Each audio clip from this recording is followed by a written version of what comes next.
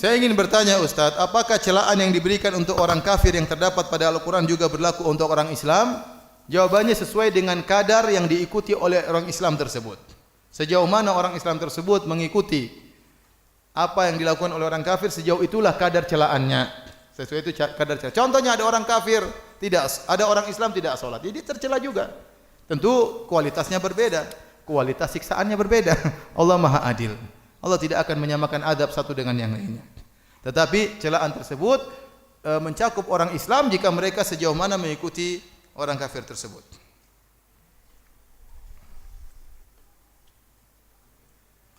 Penjelasan dalam melihat Allah di surga, apakah kita melihat seluruhnya? Karena kita adalah makhluk yang kecil sedangkan Allah Maha besar. Tentu tidak bisa kita lihat Allah seluruhnya.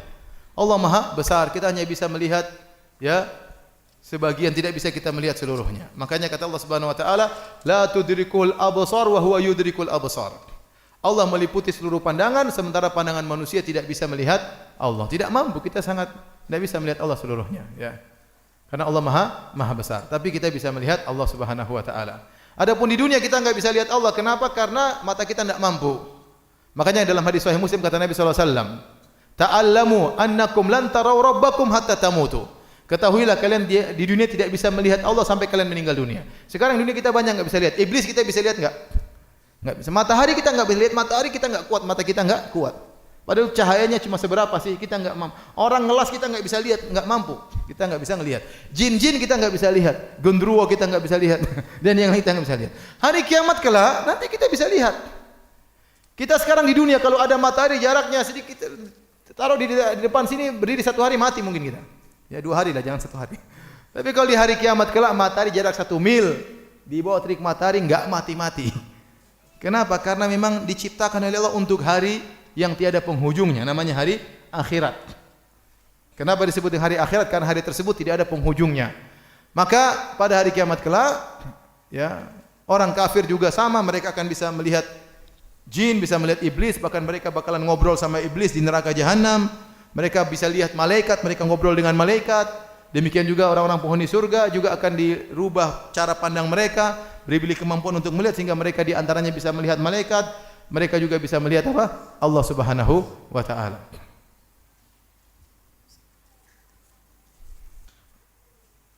Ustaz, apakah salah satu tanda-tanda akhir zaman ketika tetangga masjid sering tidak ke masjid di waktu subuh? Padahal rumahnya di sebelah masjid. Kaya, mobilnya mewah dan sudah ngaji sunnah. Namun rajin tidak hadir salat subuh di masjid. Apakah demikian ini tanda-tanda akhir zaman? Saya tidak tahu. Kalau kita ingin disebutkan min alamati saat, tanda-tanda hari kiamat, harus punya dalil. Harus punya dalil. Dan buku yang bagus dalam ini adalah tentang tanda-tanda hari kiamat. Karangan Yusuf Al-Wabil, saya rasa sudah diterjemahkan.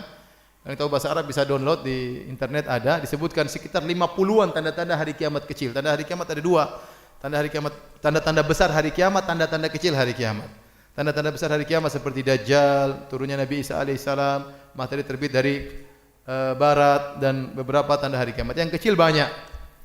Ya, di antaranya misalnya seorang akan diikuti oleh 40 wanita, ya. Sudah tiba hari itu belum, ya? Belum. Ya. Itu tanda-tanda hari kiamat menunjukkan bahwasanya jumlah wanita akan banyak. Populasi wanita akan bertambah luar biasa di menjelang hari kiamat. Sampai seorang bisa 50 kali lipat antara perempuan dengan apa? Laki-laki. Ya. Tapi apakah ada tanda hari kiamat seperti ini? Saya tidak tahu. Perlu dicek kembali. Saya tidak hafal 50 tersebut. Meskipun saya tidak ingat ada tanda seperti ini, tapi mungkin ada atau tidak perlu dicek kembali. Wallahu a'lam bishawab.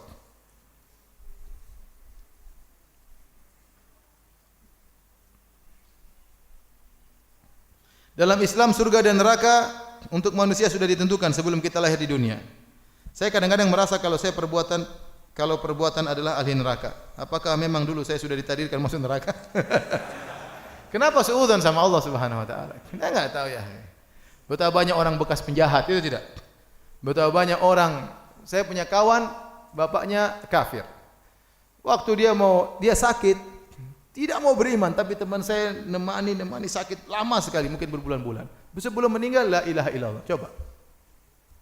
Ini buktinya berpuluhan tahun dalam kondisi kafir, tapi karena berkat doa anaknya, berdoa, bersabar, mendakwahinya, meninggal dalam kondisi apa? Islam. Contoh nyata, tukang sihir Firaun. Puluhan tahun kerjanya sebagai profesinya tukang sihir, ya tidak? Profesinya tukang sihir, cari duit dengan apa? Berbuat syirik. Kemudian beriman di penghujung hayatnya tidak sampai 1 hari. Beriman, dibunuh Firaun, masuk surga, selesai. Maka antum jangan bilang jangan-jangan saya dicatat di Lauhil Mahfuz penghuni neraka. Kenapa ente tidak bikin kemungkinan kedua? Jangan-jangan saya dicatat penghuni apa? Surga. Yang jelas kita tidak tahu bagaimana nasib kita. Kalau seorang sudah tahu takdirnya, baru dia boleh berhujjah. Kalau saya bilang, kalau ente tahu di Lauhil Mahfuz nama ente sudah ada di neraka, mau ente baik pun percuma. Kalau ente sudah tahu nama ente Paijo bin Paimin Al-Semaranggi, ente lihat Lauhil Mahfuz, nama saya benar, Paijo bin Paimin itu. Oh, Semarang benar saya. Di surga sudah ente maksiat apapun ente pasti masuk apa? Surga. Tapi siapa yang pernah lihat? Ya, siapa yang pernah lihat? Enggak ada yang pernah, itu rahasia Allah Subhanahu wa taala. Kenapa kita ditakdirkan dan kita tidak tahu takdirnya? Agar kalau ente beriman ente jangan sombong. Ente enggak tahu bagaimana ujung ente. Kalau ente maksiat ente jangan putus asa. Ente enggak tahu bagaimana ujung ente. Kalau ente terkena musibah jangan terlalu bersedih karena sudah ditakdirkan. Kalau ente dapat kenikmatan jangan sombong, itu maksudnya. Bukan untuk protes ya. Kalau saya sudah diterima, itu kita nggak tahu. Ngapain kita berdalil dengan sesuatu yang tidak kita ketahui. Sama, gampangannya gini. Ada orang kasih ente makan, ente lapar nih. Kasih makan. Kalau saya sudah dicatat Lauhil Mahfuz kenyang, tidak perlu makan pun saya kenyang. Ya, jangan makan kalau gitu. Berarti Lauhil Mahfuznya ente lapar, tahu nggak? Ya, kita ngapain berdalil dengan sesuatu yang tidak kita ketahui.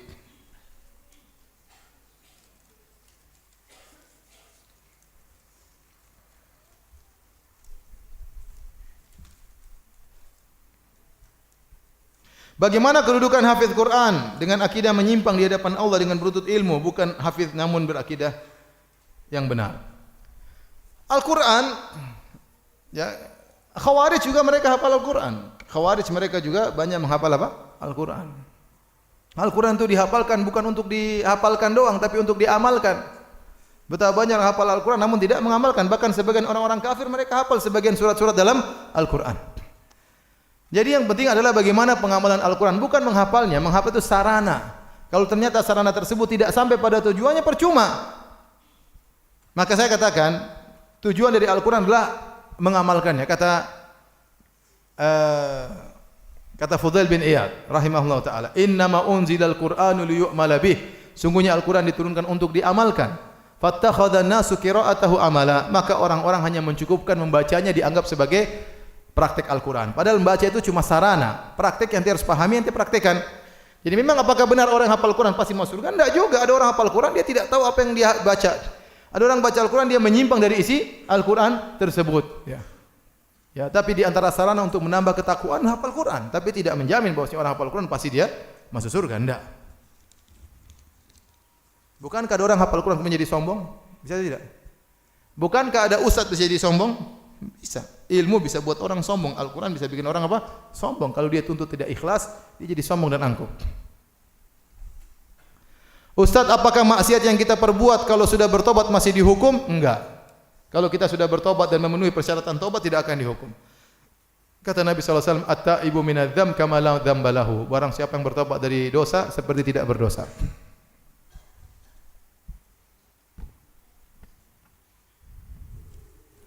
Ustaz, bagaimana nasib musisi yang bertobat di akhirat? Bagaimana cara tobatnya? Ya tobatnya tinggalkan itu musik-musik. Bertobat. Jangan goyang-goyang lagi. Jangan genjreng-genjreng lagi. Bertobat pada Allah Subhanahu wa taala. Musik itu diharamkan dengan ijma ulama. 4 mazhab semuanya mengharamkan. Di antara ulama yang sangat keras mengharamkan musik, ulama Syafi'iyah. Suruh orang-orang yang mengatakan musik itu halal, buka buku-buku mazhab Syafi'i. Semuanya pasti bilang musik itu apa? Haram. Nah, sebagian orang kalau sudah bicara musik kita bilang kita harus bermadhab Syafi'i, sudah bicara musik madhabnya dia buang, enggak pakai madhab Syafi'i lagi. Ya, enggak benar. 4 madhab, madhab Abu Hanifah, madhab Maliki, madhab Syafi'i, madhab Hambali, semuanya mengharamkan musik. Dan musik itu benar-benar melalaikan. Seandainya tidak ada dalil mengharamkan musik, kita pun tahu mudaratnya besar. Ya tidak? Seandainya tidak ada dalil mengharamkan musik, saya bilang musik tetap haram. Kenapa? Mudaratnya besar. Betapa banyak orang main musik, lalai, tidak nikmat baca Al-Quran, tidak bisa menangis baca Al-Quran. Kemudian main musik, akhirnya perempuan zina dan macam-macam. Ini temannya para pemusik. Apakah musik mendatangkan kebahagiaan? Jawabannya tidak. Kalau musik mendatangkan kebahagiaan, harusnya para pemusik adalah orang yang paling bahagia. Ternyata di antara mereka ada yang morfin, di antara mereka ada yang berzina, rumah tangganya rusak, di antara mereka yang bunuh diri. Ya, kalian ingin bahagia, baca Al-Quran. Baca Al-Quran. Betapa banyak mereka menampakkan diri mereka seakan-akan berbahagia, ternyata mereka tidak bahagia. Ente lihat aja nasib-nasib mereka, lihat. Kenyataan yang ente lihat, bisa lihat. Apakah mereka bagus? Mungkin ada satu dua, tapi Islam dibangun di atas hukum ghalib. Biasanya bagaimana? Yang nadir, yang jarang tidak dijadikan sebagai landasan hukum. Kalaupun tidak ada dalil yang mengharamkan musik, saya bilang haram. Apalagi ada dalil yang mengharamkan apa? Musik. Apalagi ijma ulama mengharamkan musik. Benar-benar melalaikan ya.